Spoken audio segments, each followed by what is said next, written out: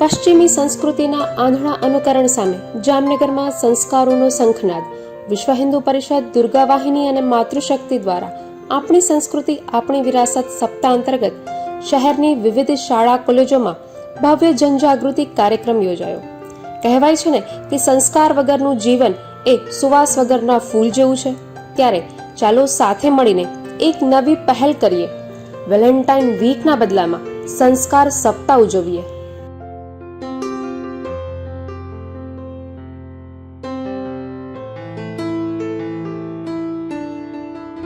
આજે વિશ્વ હિન્દુ પરિષદ દ્વારા RSS દ્વારા જે આપણા એમ કે જે આજના યુવાનો છે, એમ કે કોઈ પણ દેશનું ભવિષ્ય છે ને એના યુવાનો ઉપર હોય કે એનું યુવાનો કઈ દિશામાં છે. તો આજે મોટાભાગના યુવાનો છે એમ કે સોશિયલ મીડિયામાં આપણે ખબર હમણાં જ કે વેલેન્ટાઇન વીક આવે એમ ત્યારે આપણે બધા સ્ટોરી સ્ટેટસ બધા એમ કે એમાં ઘણો બધો એમ કે ખર્ચો એમ કે કરતા હોય એમ, પણ એની જગ્યાએ આપણી જે ભારતીય સંસ્કૃતિ છે કે જે આપણું પાયાનું જે છે એમ કે એને છે એમ કે ઉજાગર કરવા માટે એમ કે આપણે સંસ્કાર સપ્તાહ ઉજવશે કે એમાં એમ કે આપણે ખબર કે પર્યાવરણ તરફથી આપણે ઘણું બધું મળે છે એમ, તો એને પણ એમ કે આપણે કાંઈક એનું જતન કરવું જોઈએ અને એને કાંઈક એમ કે આપણે આપવું જોઈએ એમ, એના માટે આપણે એમ કે આ સપ્તાહ ઉજવશે. આજે જે વિશ્વ હિન્દુ પરિષદ દ્વારા જે આ પહેલ ચાલુ કરવામાં આવી છે તે ખૂબ જ સારી રીતે અમે પણ પ્રયાસ કરીશું અને સાથે સોશિયલ મીડિયાના માધ્યમથી પણ અમે બધા જ ફાયર જવાનો અમે પૂરતો પ્રયાસ કરીશું કે આપણી જે જૂની પદ્ધતિ હતી એને ફરીથી આપણે યાદ કરીએ અને જે આ નવી પદ્ધતિ જે આવેલી છે એને બહિષ્કાર કરી અને સામાન્ય રીતે આપણે સૌ તેમાં જોડાઈએ. RSS દ્વારા જે સંસ્કાર આપવામાં આવેલા છે, જેમ કે વેલેન્ટાઇન વીકની જગ્યાએ આપણે સંસ્કાર વીકનો આપણે ઉલ્લેખ કરેલો છે, એને આપણે પાલન કરવું જોઈએ. જેમ કે પર્યાવરણ દિવસ છે, મંદિરે જવાનું છે, સૂર્યનારાયણ ભગવાનને જળ અર્પણ કરવાનું છે, માતા પિતાની સેવા કરવાની છે.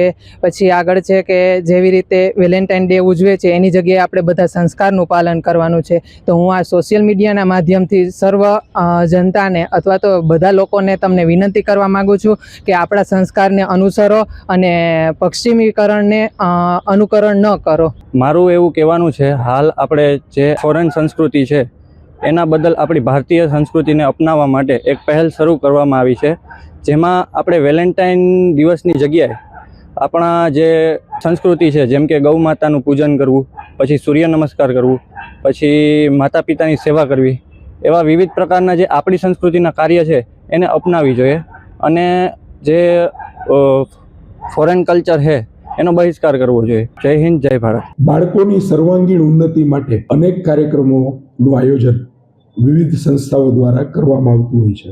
વિશ્વ હિન્દુ પરિષદ અને દુર્ગા વાહિનીના માધ્યમથી ભારતીય સંસ્કૃતિ, એનું સંવર્ધન અને મૂલ્યોની જાળવણી કઈ રીતે કરવી તે સંદર્ભે એક સેમિનારનું આયોજન કરવામાં આવ્યું હતું. આ સેમિનારમાં વિશ્વ હિન્દુ પરિષદમાંથી શ્રી હિનાબેન અગ્રાવત અને દુર્ગા વાહિનીમાંથી શ્રી કૃપાબેન લાલ ઉપસ્થિત રહ્યા હતા.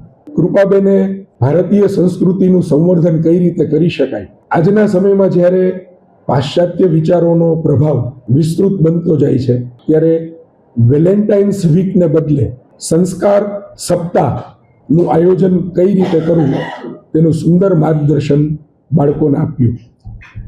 એક દિવસ 7 ફેબ્રુઆરીથી શરૂ કરી 14 ફેબ્રુઆરી સુધી કયા દિવસને આપણે ભારતીય સંસ્કૃતિને અનુરૂપ કયા સંસ્કાર દિવસમાં ઉજવી શકીએ તેમનું વિસ્તૃત માર્ગદર્શન તેમના તરફથી આપવામાં આવ્યું.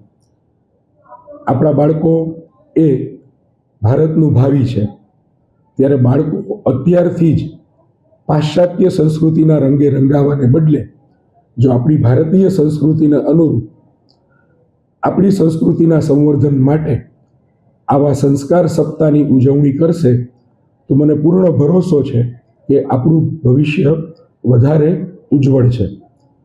કાર્યક્રમના અંતમાં તમામ વિદ્યાર્થી મિત્રોએ તેઓ પોતે સંસ્કાર સપ્તાહની ઉજવણી કરશે અને સાથે સાથે પોતાના સોશિયલ મીડિયા સ્ટેટસમાં પણ આમના ફોટોઝ, વિડીયોઝ અપલોડ કરશે તેવી પ્રતિજ્ઞા સૌ સ્ટાફ મિત્રોએ અને વિદ્યાર્થી મિત્રોએ લીધી હતી.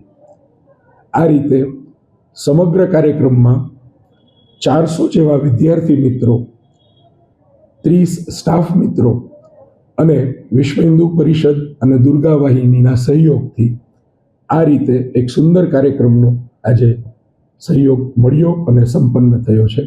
આ માટે હું અમારી શાળા પરિવાર વતી, સંસ્થા વતી વિશ્વ હિન્દુ પરિષદ, હિનાબેન, દુર્ગા વાહિની, કૃપાબેન તમામનો હૃદયપૂર્વક આભાર માનું છું. અને આવા ભારતીય સંસ્કૃતિને અનુરૂપ કોઈ પણ કાર્યક્રમો ભવિષ્યમાં પણ આપણે યોજવા હોય તો અમારું મંડળ અને અમારી શાળા હંમેશા સકારાત્મક છે. જામનગરની 1956થી કાર્યરત શ્રી વિદ્યોતેજક મંડળ સંચાલિત BCC હાઈસ્કૂલ હંમેશા સમાજ હિતમાં અને રાષ્ટ્ર હિતમાં અગ્રેસર રહેશે તેની સંપૂર્ણપણે ખાતરી આપું છું.